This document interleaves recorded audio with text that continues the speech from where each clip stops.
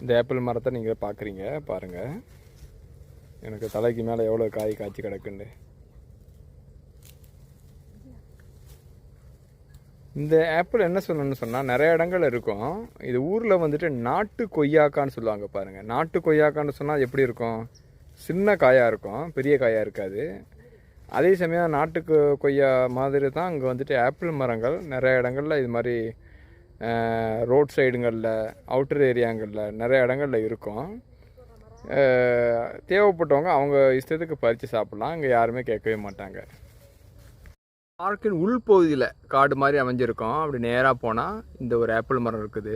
Apple மரத்தில் காய் நிறையா காய் குமிஞ்சு நிறையா காய்ச்சி கிடக்குதுங்க. அதோட வியூவை கூட நீங்கள் பாருங்கள், எவ்வளோ காய்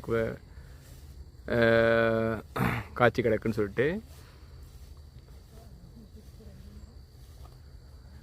என்ன சொன்னால் அதிகமான காய்கள் வந்துட்டு மரத்தின் ரொம்ப உயரமான இடத்துல தான் காய்ச்சி கிடக்குது. மரத்து கைக்கு எட்டாத தூரத்தில் தான் கொஞ்சம் காய்ச்சி கிடக்குது. ஏதோ ஒரு குச்சி ஏதாவது கொண்டு வந்தால் நல்லாதான் பறிச்சுட்டு போகலாம். இது என்னென்னு சொன்னால், உண்மையிலே சொன்னால் ஆர்கானிக் என்று சொல்லக்கூடிய இயற்கையிலே எந்த ஒரு விதமான உரமும் போடாமல் விளையக்கூடிய ஆப்பிள் தான் இது. இதை நான் பறித்து டேஸ்ட் பண்ணி பார்த்தேன். ரொம்ப டேஸ்ட் நல்லாவே இருக்குது.